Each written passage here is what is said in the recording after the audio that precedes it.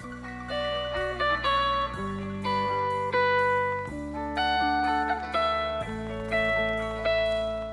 everyone, welcome back.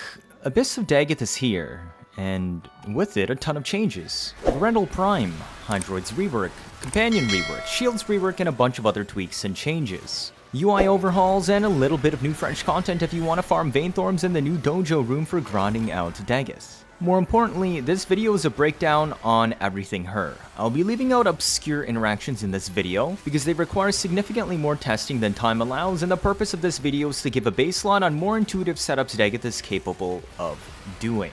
First, we're going to take a brief look at her, how to get her, then her kits, and then into some builds. Do keep in mind that outside of one build, Helminth options are completely free on her today, and I will mention in passing some cool options and how to account for them. She has very little restrictions. Dagath is fundamentally a weapons platform frame. She has only one way to actually deal DPS with abilities, however it is incredibly clunky. It also requires a ton of effort to make it work, asking for significantly more stats than building her for weapon platform. Therefore, the main focus when you use her is more often your weapons. She brings big buffs and debuffs, with a fair amount of support utility. My only complaint with her, which is a rather large one, is most of the recent frames feel kind of samey and don't stand out. Some of the ability designs feel rather uninspired.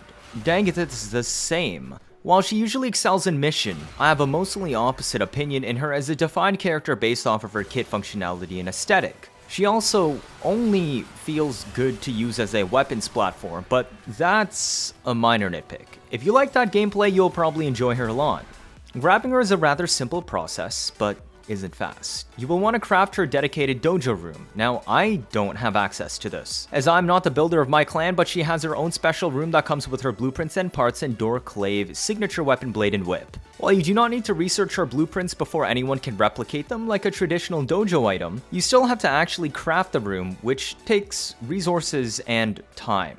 Do keep this in mind. Resource costs scale up by clan size, and if you do choose to rush the room with platinum for some reason, that also scales up with clan size. For getting your crafting materials, reach rank 2 with any normal old school syndicate, then you get an inbox message. Then buy an Abyssal beacon from any of their shops for 5,000 standing, then use it on the new special node on Ceres. There's no public matchmaking for this node, you either go solo or pre-make squads by inviting people. Complete mission objectives for Vainthorns, it's pretty self-explanatory, and from what I heard, people are saying it takes 9 to 17 Vainthorns for Dagath parts, but again, I cannot confirm since I don't have access to any of this myself. Yes, I did buy Dagath with platinum. Alright, let's look at her kits. Her passive is very simple. 35% chance for orbs to have 300%, as in plus 300% or 400 overall scaling effect. No, this effect does not carry across equilibrium. If a health orb regens 200 health instead of 50, it will still only regenerate 55 energy via equilibrium. That's all you need to know. Her one Wyrd Scythes is a stripped down Nourish mixed with Gloom but minus the heal but active cast spam. It is also her Helminths. This is her only crowd control in her entire kit, and she only has base 125 armor. Now, if you're not comfortable with spamming this relatively often in Steel Path, you will probably want to use a crowd control Helminth that has better AoE or lasting effects such as Breach Surge, Radial Blind, Muzzle Flash, Resonator. Otherwise, it hits through walls, but prioritizes enemies you can see and things in your FOV even if you cannot see. This means it will always prefer to hit enemies in front of your camera, with less blades hitting sideways and backwards unless there aren't enough enemies on your screen. It force procs viral and applies a stun animation with a slow, with equal scaling to Gloom at base 35%. If you do choose to stack Gloom over her 4, this lets you drop duration down to 40%, since her 2 doesn't care about duration much until you drop below 40. Her 3 ignores duration, and her 1's slow duration, being irrelevant if Gloom is also active. The stun animation will stack into Gloom slow, and on a 95% slow build, extend the 2-second stun animation out to 40 seconds. Now, this means a Gloom Dagath does not need to cap out to 95% slow, and a 90% for 20-second stun is enough, reached at 257 strength, which is achievable with just 197 strength and Molt Augmented. Do keep in mind the raw damage of this ability is mostly irrelevant on Steel Path and is not worth using for DPS, however, because it does go through walls with auto-targeting at just 25 energy, will absolutely destroy enemies on Star Chart if you're going through mission clears for the first time. This ability also spreads doom caused by her too when the Wyrd Scythes manage to hit an enemy afflicted by doom. It flashes a radial AoE at base 15 meters, scaling with range, and everything else will also now be doomed. So long as you keep spamming your 1, you can cause chain cascades due to it going through walls, allowing doom to continue to spread ahead of where you're fighting in higher enemy density game modes. Basically, if you launch her 1 to at least one enemy inflicted by her 2, expect the entire local area to be tagged by doom. Her 2, Doom, is a Zada's Whisper at home. Now, instead of applying an extra hit buff to yourself, you apply an extra hit effect as a debuff to enemies. While this sounds annoying because you need to constantly apply to new enemies to benefit, remember your 1 can basically chain a good chunk of the room instantly to spread doom. This is the only way to apply doom on initial groups, so do not ever subsume this ability off, as it will break the majority of the rest of her kit. The hitbox of this ability is like a sideways cone, having decent vertical coverage and making it easier to use. Range does not change the shape of the cone, but does extend the maximum reach of it. It has a very generous base 15 seconds duration, and enemies with this should die within a few seconds, letting even negative duration builds work. Also, it has a hard line of sight check on cast. It deals delayed damage every 2 seconds, scaled off the total damage stored across the previous 2 seconds on that enemy. The base multiplier of stored damage is 35% and scales up with strength. Whether or not this ability has funny interactions like Zada's remains to be seen and requires significantly more testing. This ability is also required for her 4 to defense strip enemies, otherwise her 4 would only deal damage. Striking enemies afflicted with Doom while your 3 is active also makes the critical damage buff from your 3 twice as effective. Her 3, Grave Spirit, is probably one of the most uninspired abilities I've seen in a long time. I don't know why this keeps happening on our new frames, but honestly it works, so I cannot fault that. Basically, press button for infinite duration until you die. When this ability is active, it grants extra weapon critical damage scaling with strength. Hitting enemies afflicted by Doom has doubled crit damage bonus from this ability, and it also grants you a second life. If you die, you instead become completely invisible for base 10 seconds, scaling for duration with 100% dodge, but more importantly, everything else continues as normal. You keep full weapon and ability functionality. The other big difference is killing enemies while in this second wind state, Force drops health orbs. Then, after your iframes end, this ability goes on 25 seconds cooldown, meaning you also lose the crit damage buffs. This means no, you cannot increase iframes to 25 seconds duration with 250 duration to offset the cooldown, as it does not begin until iframes end. However, if you are confident, you can die on purpose when your energy runs out fully so that you can get health orbs on every kill during iframes, which converts via equilibrium. Just keep in mind, you obviously cannot die on purpose again for 25 seconds.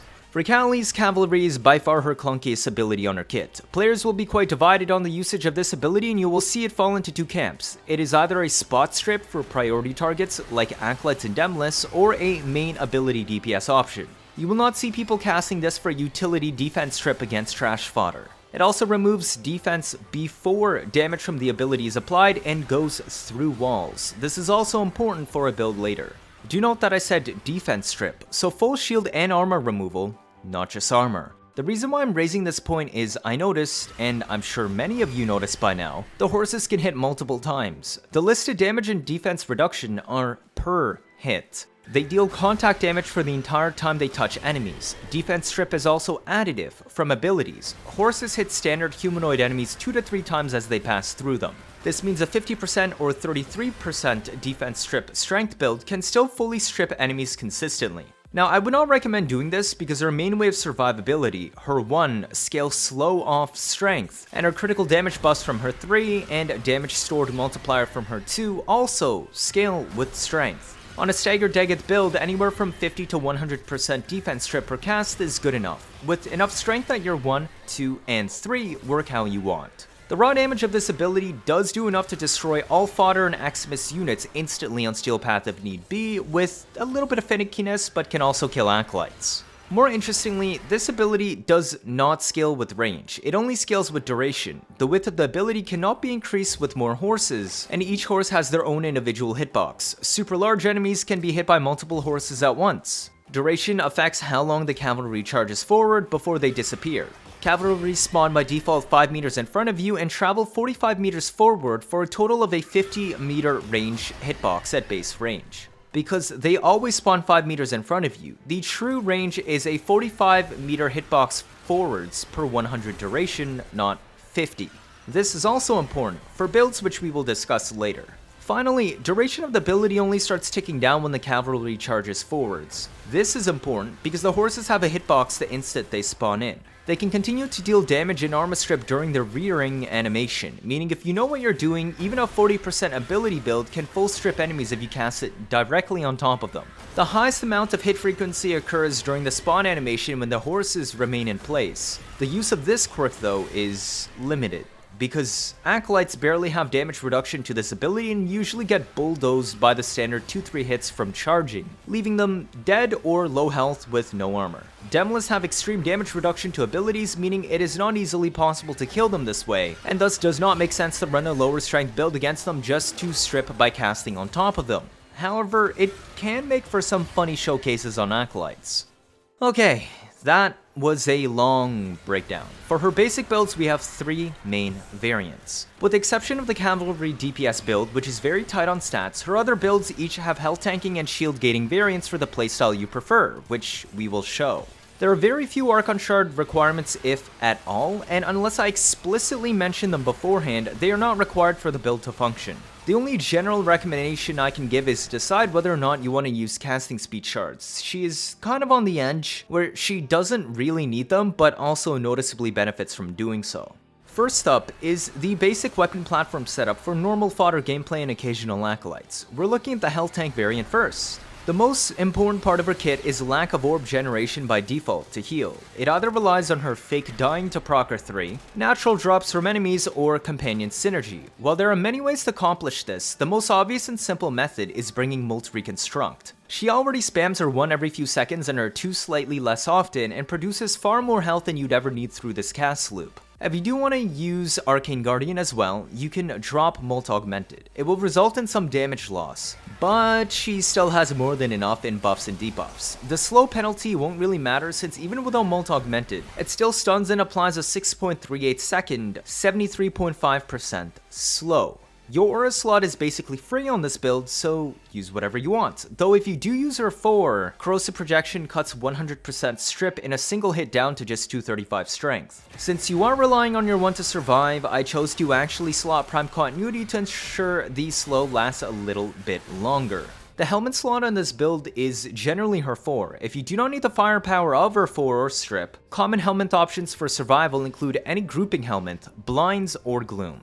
For blinds, you do not need to change any modding whatsoever. If you use grouping, you can skip Prime Continuity for streamline. If you use gloom to cast your 1 and 2, then replace Prime Continuity with Fleeting Expertise rank 5, Transient Fortitude with Streamline rank 5, and Molt Reconstruct with Molt Vigor. Cast an Operator ability before casting Gloom, and this will allow you to reach 255 strength for an 89.25% slow and still 40% duration with 190 efficiency for minimized drain calcs at 1.875 energy per second on Gloom.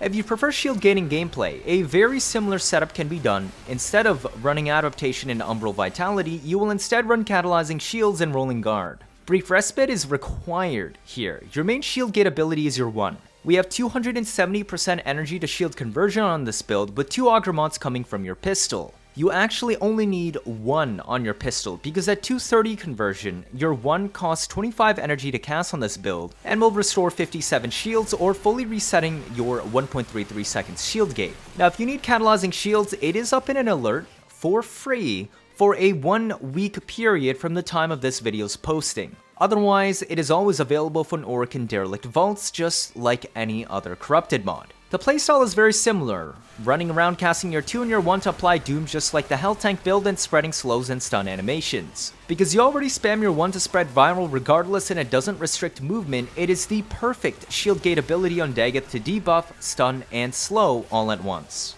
While Arcane Aegis is the best second arcane here due to energy requirements being low enough to not need Energize, current patch as of this video has broken Aegis when Abyss of Dagath shipped and currently does not restore any kind of shield at all. Hopefully this is fixed soon. It's likely due to the 80% shield recharge delay reduction cap they hastily implemented last second, which Aegis is supposed to bypass. Rolling guard to remove pesky status effects, but otherwise you have your 1 to stun and reset shields to not die, you have Aegis that once fixed should be active rather often to constantly reset shields to not die, you have your 3 to give you your health gate to not die. There are many failsafes here to make sure Dagath stays on her feet as long as possible on the shield gate weapon platform build.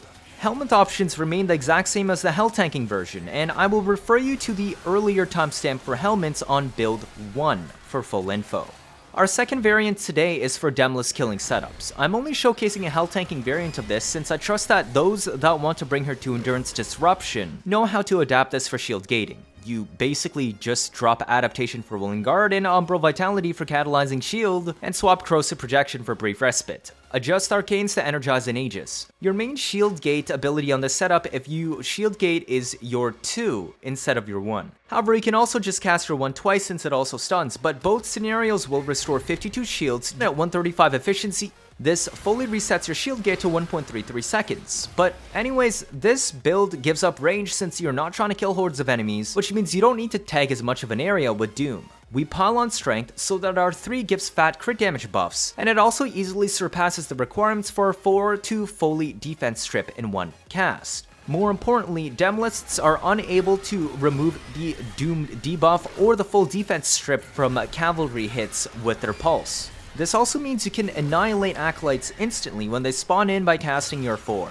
Your 1 also now applies a 95% slow by default. Damage redirection on your 2 is 100%, effectively doubling your damage. This is Dagath at her strongest, focused on applying the highest amount of damage in a small space at once. Helminth's slot is flex, and I would recommend not actually dropping anything, but the ability slot to replace on this build is probably her 1. I would not recommend using a damage Helminth as she already has so many buffs. I'm literally killing these Steel Pad Demolists with an Ignis Wraith. Survivability tools would be more useful, but do what you want. You walk up to a Demolist, cast your 2 and 4, and shoot its head.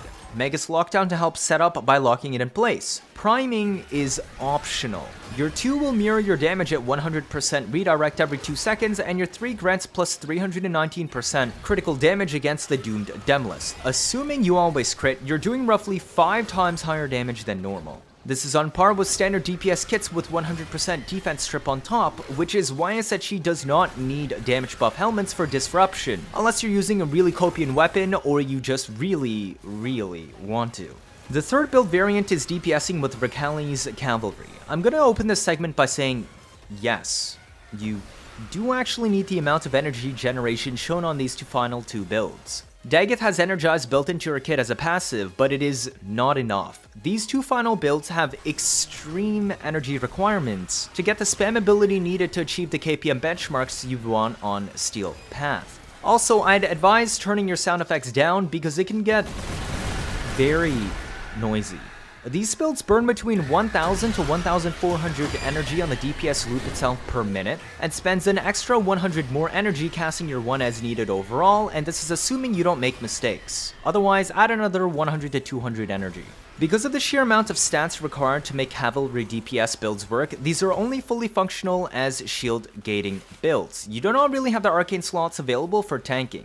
You can replace Catalyze shields and Rolling Guard with Adaptation and Vitality if you want, but I cannot promise the build will be as survivable as an expected Hell Tank build. The non-Helminth build absolutely requires 1 Strength Archon Shard, whereas the Helminth variant requires 2 Energy Max Archon Shards. Optionally, you can just run 2 Blue Archon Shards and 1 Red Shard on both. The main benefits of the Helminth build version is a bigger hitbox to get more kills per cast. Since Cavalry spam typically overkills enemy when it full strips, the only determining factor besides casting more often is making the hitbox bigger. Now remember how I said Cavalry scales hitbox by duration, but it can only defense strips enemies tank with Doom, and that strip applies before the damage calculation. This basically means your Doom hitbox is your kill hitbox, and whatever you cannot Doom will not die to your Cavalry on Steel Path. Now, while your 1 can spread your 2 further, it is clunky and undesirable to cast your 2 and then your 1 just so that you can nuke with your 4. The desirable rotation is having big enough hitboxes to just cast your 2 to mark and your 4 to kill and rinse and repeat. Luckily, remember how I said Cavalry has a base 50-meter hitbox range consisting of a spawning 5 meters in front and traveling 45 meters forward in 3 seconds. This build wants to run 200 or so range, which corresponds to a 30-meter hitbox on your 2. That's just the sweet spot. However, there's no way to go higher than 175 range without using either Cunning Drift, a bad mod outside of Breakpoints, or Overextended, which carries a massive minus 60% strength penalty. Dagath requires enough strength for Cavalry to reliably DPS entire hallways, and we cannot afford the penalty of minus 60% strength. 235 strength is also overkill on the hitbox for 36 meters out, and I also don't want to spend an extra mod slot just to counteract the range penalty. However, 175 range is only 26 meters out if I don't use Overextended, which is almost too small. Therefore, 175 is the highest we can go on a non-Helminth Cavalry DPS. We run rank 4 Fleeting Expertise because 50% duration is equivalent to our Cavalry spawning 5 meters in front and traveling 22.5 meters forwards for an overall 28 meter hitbox, which matches our Doom hitbox. This also gives us enough efficiency to sustain the spam cast build. We have 160 energy to shield conversion since we have 4 auger mods with 2 on our pistol. This means every time we cast our 4, we restore 80 shields, and this fully resets our 1.33 seconds shield gate with Catalyzing shields equipped, which cuts shields down to 50 max. Corrosive projection is used because Cavalry normally requires 286 strength to full strip. CP cuts this down to 235 only. Multi-augmented means we only have to mod 60% less, or 175, hence why the no Helminth build absolutely requiring 1 red Archon shard for strength. You can use whatever focus skill you want, but if you use Naberus for plus 40% strength and plus 50% casting speed, then you can instead use Brief Respite and use a total of 2 red Archon shards for plus 20% strength instead. The only real benefit of this is making your 2 also restore 50 plus shields, so that both your 2 or 4 can fully reset your 1.33 seconds shield gate at the cost of being forced to use Naberus. The Helminth version of this build is done with Nourish to improve energy economy. Now, do keep in mind the Helminth version also has to use Naberus. This lets us drop Fleeting Expertise in favor of Streamline to save duration. This allows our 4 to hit further without needing to mod more duration. We'd replace Augur Secrets for Transient Fortitude for even more strength, since we dropped Augur Reach for Overextended. With 0 shards, this grants 139 strength. The Helminth build has to be used with Naberus, as I said, as that plus 40% strength allows us to pass 175 strength, which lets us full strip once Multi-Augmented is in play with Corrosive Projection. This has no exceptions unless you're willing to pile on plus 40% strength in Archon Shards. 73% duration makes your 4 hit 33 meters beyond the 5 meter spawn for a 38 meter hitbox. Your 2 has a 35 meter Doom hitbox at 235 range, perfectly complementing each other. The energy cost of this build is significantly higher, at 130 efficiency only, but Nourish easily offsets this due to the energy multiplier bonus. Another bonus of using Nourish is that Energize is no longer necessary, with Aegis being a good comfort choice for survivability once it is fixed to actually start recharging shields again. Dagath is a rather straightforward frame that brings many buffs, debuffs, stuns, slows, and defense strips to the table. She basically has almost everything a frame would want to be self-sufficient, aside from actual orb generation.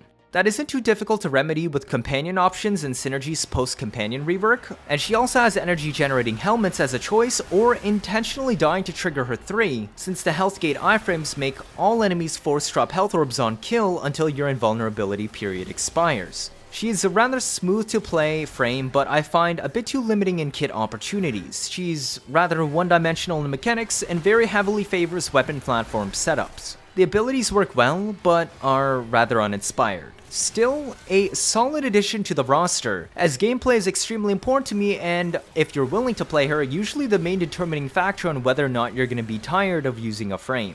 Due to her narrow scope, if you like her playstyle, you'll probably find her very enjoyable. If you're not fond of her playstyle, she does not have much else to offer.